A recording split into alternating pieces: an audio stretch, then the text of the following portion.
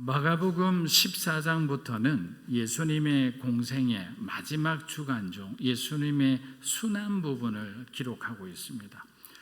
6월절 이틀 전이라 했으니 수요일이 막 시작되는 시점입니다.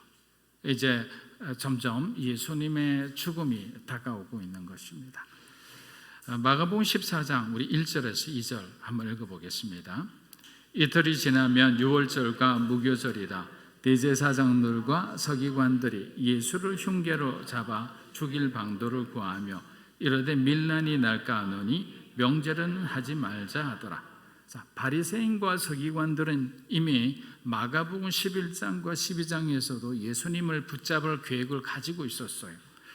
포도원 주인의 아들을 죽인 배은망덕한 이 농부의 비유를 예수님이 하시자 어떻게 자기들을 가리키는지 알고 그들이 분을 내어 예수님을 붙들려고 했어요. 그러나 그때도 주변에 있는 그 백성들을 두려워해서 예수님을 두고 그냥 갔습니다. 그러다가 제자들 중 배신자가 생기자 예수님을 체포할 계획을 다시 세운 것입니다. 그동안 예수님과의 공개적인 만남 속에서 바리새인과 서기관들은 자신들의 실체가 낱낱이 드러나자 예수님을 메시아로 생각하는 것이 아니라 자신들의 그 제사장 나라를 위협하는 적으로 생각했던 겁니다. 그들은 예수님을 죽이는데 합의를 하고 언제 어떻게 죽이느냐에만 고민하고 있었던 거예요. 가급적 빨리 예수님이란 존재를 없애버리고 싶었으나 6월절 날, 이 명절날에 수없이 많은 그 백성들이 오는 앞에서 죽일 수는 없었던 겁니다. 왜냐하면 백성들은 이미 예수님의 그 말씀과 그 사역 가운데 열광하고 있었기 때문입니다. 그러나 탐욕에 쩔어 있는 이 종교 지도자들에게 예수님의 메시지는 자신들의 권위에 도전하는 이 반역적인 행동에 불과했던 겁니다. 사랑하는 여러분, 저와 여러분들도 세상이 좋아 하나님을 떠나게 되는 순간 우리들은 성령 충만함이 우리에게는 없어지는 거예요. 하나님과 관계없는 사람이 되는 거예요. 교회를 다녀도 마찬가지입니다. 주일날 교회에 하루 와서 출석하듯 예배를 드리고 일주일 동안 세상에서 여러분 마음대로 살다가는 그런 삶을 하나님께서 어떻게 인정해 주시겠습니까? 전혀 성령의 생각과 행동과 다른 어떤 삶을 살아가는 것이죠. 자신의 힘과 능력으로 세상 속에서 성공하겠다고 하는 사람들도 절대로 복음을 이해하고 받아들이지 못합니다. 저도 목회 생활 짧은 7, 8년의 이 시간 동안에 겪었던 것은 자수성가한 사람들이 참 예수 믿기 힘들구나라는 생각을 했어요. 왜냐하면 자신의 의지로, 자신의 노력과 자신의 능력으로 어느 정도 자랑할 만한 그런 어떤 업적을 이루며 살아왔기 때문이에요. 우리가 주님 앞에 겸손히 자신을 내려놓지 않으면 우리는 하나님의 뜻을 알 수가 없는 거예요. 마가는 오늘 이 주제 말씀인 옥합을 깨뜨린 여인의 이야기를 뜬금없이 14장 1, 2절과 이 10절 이하 사이에 가운데 딱 끼워서 삽입을 하게 됩니다. 1, 2절의 시제는 고난주간인 수요일인데 반해서 이 옥합 사건은 예루살렘에 입성하기 바로 전날에 일어난 사건입니다. 그러니까 시제가 다른데 이 중간에 그냥 옥합 사건을 집어넣은 거죠. 마가는 예수님의 죽음과 옥합을 깨뜨린 여인의 헌신의 의미를 어떻게든 연결을 해보고자 했던 것은 아닐까 이런 생각을 해보게 됩니다. 옥합을 깨뜨린 여인의 이야기는 사복음서에 모두 나올 정도로 굉장히 중요한 의미를 지니고 있다고 볼 수 있습니다. 여러분, 마가복음 14장과 마태복음 26장, 요한복음 12장에 나오는 이 옥합을 깨뜨린 여인의 이야기는 같은 이야기예요. 그래서 병행구절이라고 우리는 이야기를 합니다. 내용을 읽어봐도 큰 차이가 없습니다. 마가복음이 가장 먼저 나왔으니까 마태와 요한이 마가의 내용을 아마 그대로 참고한 것이라 그렇게 볼 수 있습니다. 그리고 나머지 한 군데 누가복음 7장에 나오는 내용은 전혀 다른 내용입니다. 누가복음 7장 36에서 38절 우리 한번 읽어보겠습니다. 한 바리새인이 예수께 자기와 함께 잡수시기를 청하니 이에 바리새인의 집에 들어가 앉으셨을 때에 그 동네에 죄를 지은 한 여자가 있어 예수께서 바리새인의 집에 앉아 계심을 알고 향유 담은 옥합을 가지고 와서 예수의 뒤로 그 발 곁에 서서 울며 눈물로 그 발을 적시고 자기 머리털로 닦고 그 발에 입 맞추고 향유를 부으니. 자, 오늘은 옥합에 대한 얘기가 나오죠. 그리고 그것을 부은 여인의 이야기가 나옵니다. 여러분들은 그 여인들의 그 마음에 대해 좀 초점을 맞추고 오늘 설교를 한번 들어보았으면 합니다. 자, 누가복음은 예수님의 공생애가 시작된 지 1년이 채 안 되었을 때 일입니다. 그런데 오늘 등장하는 여인은 이름조차도 나오지 않아요. 사복음서 중 여인의 이름이 나오는 것은 요한복음밖에 없습니다. 하지만 누가복음에서 등장하는 여인은 바리새인을 비롯해 마을 사람들이 경멸하는 어떤 죄를 범하고 있습니다. 많은 신학자들은 여인이 창녀였을 것이라고 해석을 합니다. 그런데 여러분, 그녀는 예수님의 메시지를 들은 후 지금은 새 사람이 되었습니다. 그리고 자신을 이렇게 변화시켜 주신 그 예수님을 꼭 한 번만이라도 뵙고 싶은 그런 마음이 간절한 여인이었어요. 그때 바리새인의 시몬의 집에 예수님께서 머물고 계시다는 소식을 듣고 그녀는 한 걸음에 달려옵니다. 여러분, 한번 이 상황을 한번 상상해 보세요. 종교적으로 엄격하고 아주 까다로운 이 바리새인의 집에 초청받지 않은 사람이 함부로 들어오는 것을 당시 문화적인 어떤 상황 속에서 우리가 상상이나 할 수 있습니까? 그것도 죄인의 낙인이 찍힌 그 부정한 여인이 바리새인의 집에 들어온다는 것은 일반적으로 이해할 수 없는 그러한 일들이었습니다. 저는 오늘 누가가 이 담대한 여인을 통해 무엇을 말하고자 하는지를 우리들이 잘 한번 이해했으면 좋겠습니다. 그녀는 예수님을 만나기 위해서 자신이 어떤 수모를 당할 건지, 어떤 멸시를 당할 것인지, 심지어는 자기가 매 맞아 죽을 수 있다는 그런 어떤 각오를 가지고 용기를 내서 이곳까지 온 것입니다. 얼마나 하나님께 받은 은혜가 감사했으며, 아직도 사람들이 자기를 죄인이라고 이렇게 손가락질하는 그런 상황 가운데서도 이미 그녀의 내면은 변화되었던 거예요. 새 사람으로. 즉 주님을 위해서는 어떤 대가로도 지불할 준비가 되어 있었던 겁니다. 설사 주님을 못 만난다 할지라도 주님께로 가까이 가서 그분께 감사하고 싶은 마음뿐이었던 거죠. 그녀는 예수님 뒤에 서자마자 하염없이 눈물만 흘리기 시작합니다. 그 눈물이 떨어져 주님의 발을 적실 정도였습니다. 얼마나 감사했을까요? 얼마나 감격적이었을까요? 이제 더 이상 죄짓지 않고 주님만을 따르겠다는 여인의 맹세와 같이 느껴지는 거예요. 그리고 자신의 머리카락으로 주님의 더러워진 발을 닦기 시작합니다. 여러분, 아무리 머리카락이 길어도 발을 씻고 닦으려면 어떻게 해야 됩니까? 바닥에 거의 얼굴을 닿아야만 해요. 그 흙바닥에 얼굴을 닿으면서까지 주님을 자신의 머리카락으로 주님의 그 발을 씻어내는 그 여인의 모습을 한번 떠올려 보세요. 죄인이라 불리우는 이 여인은 자신을 바닥까지 낮춤으로 주님을 향한 아름다운 헌신을 보여주었던 겁니다. 사람들의 차가운 시선이 여인의 마음을 찔렀지만 그녀는 끝까지 참고 견뎠더니 예수님 그 여인을 칭찬하셨어요. 뭐라고 칭찬하셨습니까? 내 죄 사함을 받았노니라 했어요. 더 이상 죄의 멍에를 지고 살지 않아도 되는 거예요. 더 이상 사람들이 손가락질해도 하나님이 인정하면 그것으로 끝나는 거 아니겠어요? 사랑하는 여러분, 은혜 받은 자는 담대하게 됩니다. 주의 일이라면 거침없이 해낼 수 있는 그런 믿음을 가지게 되는 거예요. 더 이상 사람들의 이목과 시선을 신경 쓰지 않습니다. 왜 두려워하지 않습니까? 하나님을 향한 사랑이 그 두려움을 이기게 해주기 때문이에요. 주를 사랑하는 마음으로 충만한 여러분이 되시기를 주의 이름으로 축복합니다. 마가복음 14장 3절에서 4절입니다. 예수께서 베다니 나병 환자 시몬의 집에서 식사하실 때 한 여자가 매우 값진 향유 곧 후선전한 나드 한 옥합을 가지고 와서 예수의 머리에 부으니 어떤 사람들이 화를 내어 서로 말하되 어찌하여 이 향유를 허비하는가. 자, 베다니의 나병 환자였다가 예수님께 치료받은 이 시몬이라는 사람의 집에서 지금 잔치가 열리고 있어요.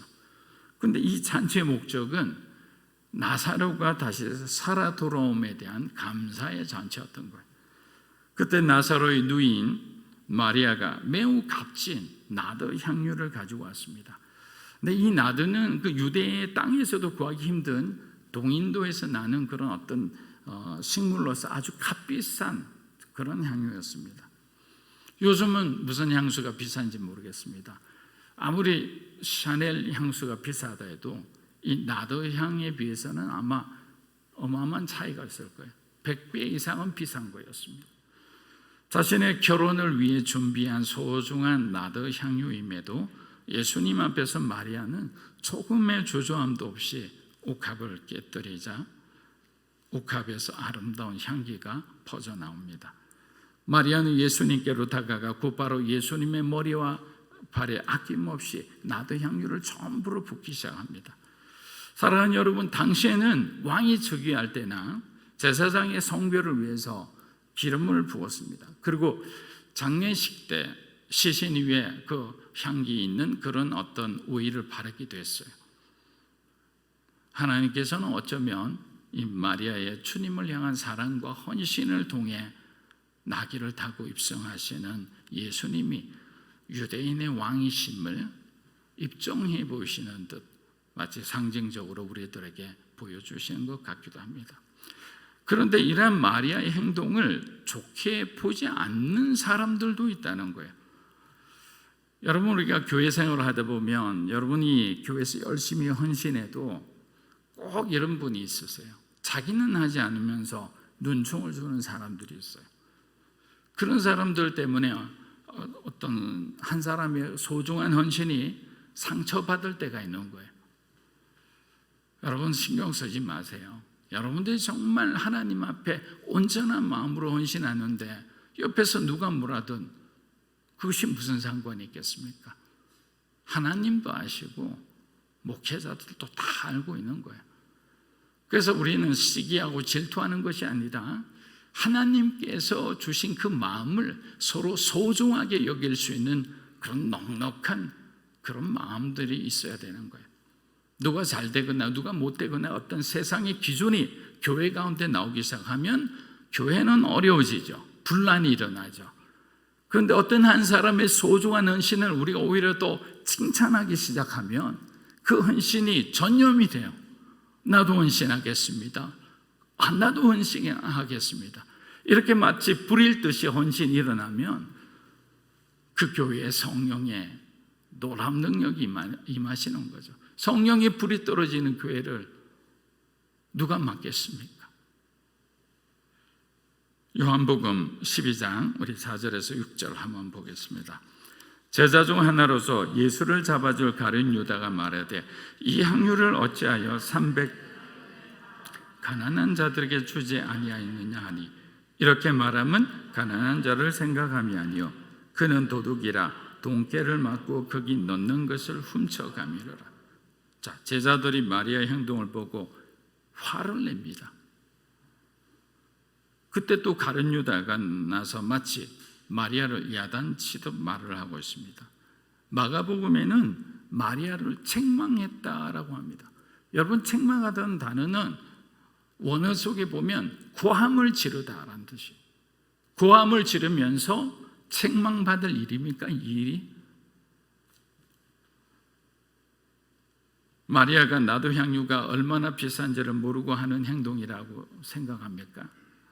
그 향유는 마리아가 정말 아끼면서 자신의 결혼을 위해서 준비한 그 소중한 그런 어떤 향유잖아요. 유다의 말에 따르면 300데나리온 정도 한다고 하니까 상당히 비싼 향유임에 분명하죠. 왜냐하면 1데나리온이 그 당시 노동자 하루 월급이었어요. 그럼 여러분 한 5만 원씩만 계산하면 300이면 얼마가 됩니까? 그 향유의 가치가 1,500만 원이 되죠. 그 정도로 어떤 마리아에게는 소중한 그런 어떤 향유임에도 불구하고 주님을 위해 드리는데 그녀는 조금도 아낌없는 그런 어떤 헌신을 한 겁니다. 근데 유다는 돈을 탐한 자이죠. 겉으로는 가난한 자들을 위한다고 말하지만 사실은 자기 주머니 어떤 속만 생각하는 사람들이에요. 그런데 안타까운 것은 베드로와 제자들 역시 비슷한 입장을 가지고 있다는 거예요. 적어도 베드로라면 그녀의 헌신을 칭찬해 줘야 되는 거 아닌가요? 왜냐하면 평소 때 그냥 편안하게 나들던 그 나사로의 집이잖아요. 마리아 마르다도 서로 너무나 잘 알고 있었어요. 그러면 마지막 날 주님의 어떤 예루살렘 입성을 앞두고 그녀에게 뭔가 하나님 주신 감동이 있었으리라 그런 생각을 해봄직한데 제자들은 그 누구도 마리아의 헌신을 칭찬하는 사람이 없었습니다. 우리는 예수님 앞에서도 올바른 믿음을 보여드려야 함에도 계산기를 두드리며 헌신할 때가 있습니다. 그래서 헌신이라고 표현하기도 부끄러워요. 그러니까 최선을 다한다기보다는 요감몰 정도로 적당히 헌신하는 거죠. 만일 마리아의 헌신에 적지 않은 단어가 있다면 저는 그것을 거룩한 낭비라고 하고 싶습니다. 사랑하는 여러분, 우리 인생이 그냥 낭비되는 것 같아 여러분 힘들 때가 있죠. 뭔가 결과를 맺어야 되는데 뭔가 어떤 일을 하면 어떤 성과가 있거나 열매가 있어야 되는데 마치 내가 계속적으로 소비되는 듯 나의 재능이 낭비되는 듯 내 열심이 낭비되는 듯 그런 느낌이 들 때가 있는 거예요. 여러분 모세 인생을 한번 바라보십시오. 그는 40년 동안 광야의 목부로 살았던 그 지난 세월을 그런 낭비로 생각할 수 있었지만 돌이켜보면 그의 40년은 출애굽을 위한 바로 그 광야의 지도자로 준비되는 거룩한 낭비의 시간이었던 거예요. 예수님께서 우리를 위해 십자가에 죽으시고 작정하셨을 때 주님은 죄인된 우리들에게 아무런 대가도 요청하지 않았어요. 여러분에게 대가를 요청한 적 있으신가요? 없지 않아요. 자신의 죽음으로 인해 과거와 현재와 미래의 그 모든 사람들의 죄가 사함받을 수 있는 그 구원의 길을 열어주셨음에도 예수님은 우리에게 어떤 요구도 하지 않았어요. 그냥 은혜로 모든 것을 값없이 주셨어요. 저는 예수님은 철저히 자신을 낭비하신 분이라 생각해요. 예수님이 땅의 인간의 모습으로 신적 능력을 제약받으시면서까지 성육신 하신 것, 이것이야말로 거룩한 낭비가 아닐까요?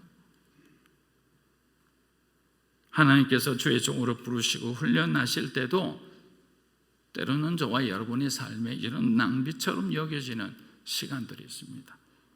훈련의 시간에는 여러분들이 하고 싶은 일들이 다 막힐 때가 있어요. 결혼도 막히고 직장도 잘 연결이 되지 않는 듯 마치 무기력한 삶의 현 속에 그냥 막막한 삶을 보낼 때가 있는 거예요.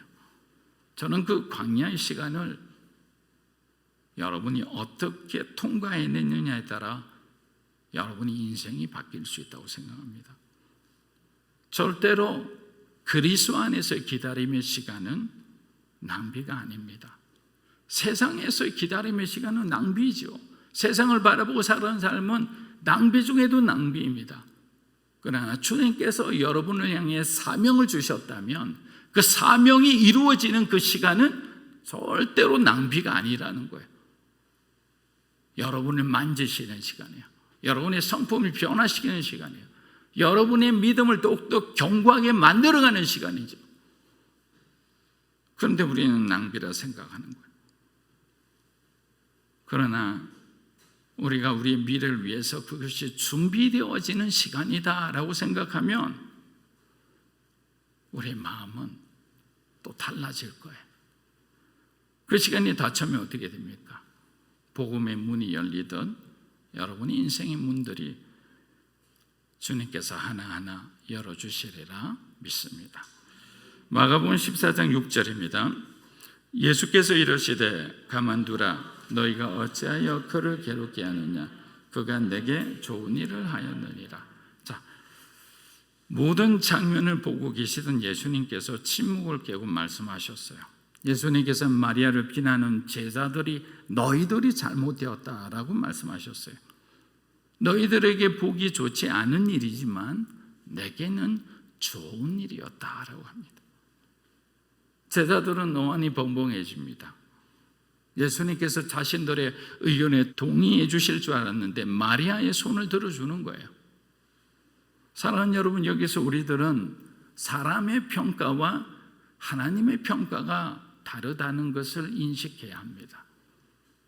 사람들이 와서 와 잘했다 잘났다라고 하지만 하나님께서 이렇게 등을 돌리시면 그 사람은 잘못된 거예요.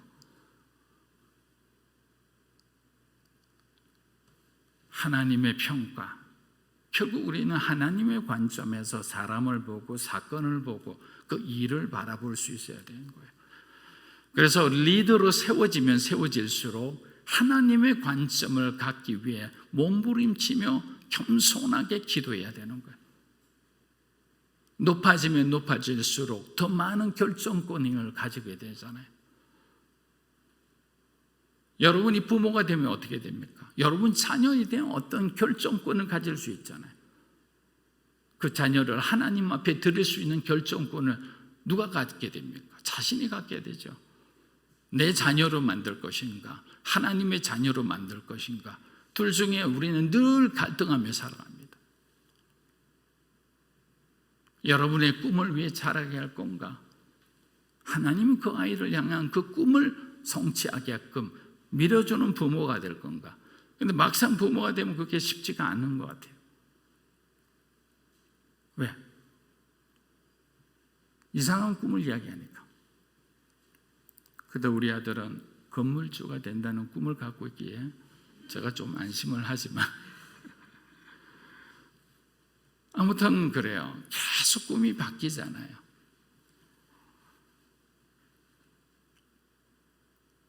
근데 세상 사람들은요 그렇게 바라보지 않습니다. 그러나 예수님께서는 헌금함 앞에서 부자 성도가 많은 돈을 드렸죠. 근데 형편이 어려웠던 가부는 두렙돈밖에 드리지 않았어요. 교회를 위해서 큰 헌금을 한 그 부자를 칭찬할 것이라고 우리는 생각하지만 물론 부자도 칭찬하죠. 그러나 예수님의 그 당시의 관점은 과부의 두렙돈을 칭찬하신 거예요. 비슷한 것 같지만 하나님의 생각과 우리가 다를 때가 많아요. 그래서 우리가 계속 조정하기 위해 노력해야 되는 거예요. 세상 사람들은 세상의 관점에서 바라보고 우리들의 진심을 오해하고 나쁜 평가를 할 때가 있습니다. 우리의 마음에 상처가 되는 말을 하기도 합니다. 여러분, 절대로 그 독한 말들을 가슴에 품고 있지 마세요. 그냥 지워버리세요. 오늘 주님께서 마리아에게 하신 그 말씀만 기억하세요. 네가 내게 좋은 일을 하였노라. 네가 내게 좋은 일을 하였느니라. 여러분 한번 따라해 보십시오. 내가 내게 좋은 일을 하였느니라. 내가 내게 좋은. 우리 청년들은 예배를 위해 좋은 일을 하고 있죠. 우리 집사님들도 교회를 위해서 좋은 일을 하고 있는 거예요. 그렇게 하나님 나라를 위해서 우리가 좋은 일을 계속하면 어떻게 될까요? 당연히 하나님께서 하나님의 교회에 하나님이 원하는 영적 부흥을 주시겠죠. 여러분의 가정이 하나님 보시기에 좋은 일을 계속한다고 생각해 보세요. 그럼 하나님께서는 여러분의 가정에 축복을 주시지 않겠습니까? 믿음의 사람이 세상 가운데 가서 좋은 일을 한다고 생각해 보세요. 하나님께서 세상에 올바른 믿음의 사람이 어떠한 사람인지 그 사람을 높여주시지 않겠냐고요. 그래서 저희 크리스찬들은요, 누가 보든 안 보든 주님 앞에 좋은 일을 하는 사람들인 거예요. 그런 좋은 일을 하는 우리 믿음으로 사는 교회 성도 여러분이 되기를 주의 이름으로 축복합니다. 마가복음 14장 우리 7절에서 8절입니다. 가난한 자들은 항상 너희와 함께 있으니 아무 때라도 원하는 대로 도울 수 있거니와 나는 너희와 항상 함께 있지 아니하리라. 그는 힘을 다하여 내 몸에 향유를 부어 내 장례를 미리 준비하였느니라. 여기서 우리는 제자들이 왜 옥합을 깨뜨린 마리아를 야단쳤는지를 알 수 있을 것 같습니다. 지금 제자들은 예수님의 장례를 준비할 생각조차 하지 않고 있는 거예요. 예수님께서 그토록 자신의 죽음의 의미와 부활의 중요성을 가르쳤음에도 제자들은 자신이 믿고 싶은 것만 지금 믿고 왔는 거예요. 예수님께서 정치적, 경제적 메시아로서 이스라엘을 로마 식민지에서 해방시키고 부유하고 부강한 나라로 만들어주기를 원한 거죠. 그리고 자기들은 그 중에서 어떤 한 자리를 주시기를 원하는 거죠. 그런데 예수님께서 자꾸만 죽음에 대해서 말씀하시니 그들의 마음도 불편했을 거예요. 신앙심 깊은 마리아는 예수님의 예루살렘 입성을 앞두고 자신의 오라버니까지 살려주셨잖아요. 죽었던 사람이 다시 살아난 거잖아요. 주님을 위해서 내가 무엇을 할 수 있을까라고 그 신앙심 깊은 그 여인이 깊이 생각했을 거예요. 그것이 바로 예수님의 장례를 준비하는 일이었습니다. 그녀가 실제 알고 향유를 주님의 머리와 발에 부었는지는 알 수 없습니다. 그러나 누가복음 10장 39절을 보면 마리아를 이렇게 평했습니다. 마리아는 늘 주님의 발치에 앉아 말씀 듣기를 사모했습니다. 여러분, 이렇게 하나님의 말씀을 사모한 사람이 주님이 한마디 한마디 한 것을 흘려 들었다고는 생각하기 사실 어렵지 않아요. 예수님은 마리아 옥합을 깨뜨리는 믿음을 가상하게 보셨고 그녀를 칭찬하셨습니다. 마가복음 14장 9절 우리 한번 보겠습니다. 내가 진실로 너희에게 이르노니 온 천하에 어디에서든지 복음이 전파되는 곳 그를 기억하리라 하시니라. 예수님께서는 제자들과 저와 여러분이 생각한 것 이상으로 마리아의 그 헌신에 대해서 어마어마하게 지금 칭찬을 하고 계시는 거예요. 마리아의 주를 위한 헌신은 복음이 전파되는 모든 곳의 사람들에게 알려져야 한다. 그런데 지금 어떻게 됐죠? 알려졌어요? 안 알려졌어요? 우리가 지금도 공부하고 있잖아요. 주님의 말씀 그대로 이루어진 거예요. 사랑하는 여러분, 히브리서 11장 6절을 말씀을 보니까 이 말씀을 준비하다 그 말씀을 우연히 봤어요. 뭐라고 되어 있습니까? 믿음이 없이는 하나님을 기쁘시게 하지 못한다 했어요. 우리의 헌신이 왜 제약받는지 아세요? 믿음이 없는 거예요. 저와 여러분의 헌신이 왜 흔들리는지 아세요? 하나님을 사랑하지 않아서 그래요. 우리의 헌신이 왜 지속되지 못하는지 아세요? 하나님 나라에 대한 소망이 흔들리기 때문이에요. 믿음과 소망과 그 사랑이 있다면 우리는 어떠한 조건 속에서도 하나님을 위해 우리 자신을 아낌없이 드리는 그런 참된 헌신자가 되리라 믿습니다. 어떤 사람이나 어떤 상황과 관계없이 우리에게 지금 내가 가진 또 하나님이 내게 주신 그 목만큼은 최선을 다해 주의 복음을 위해 헌신하는 그런 믿음의 사람들이 되시기를 주님의 이름으로 축복합니다.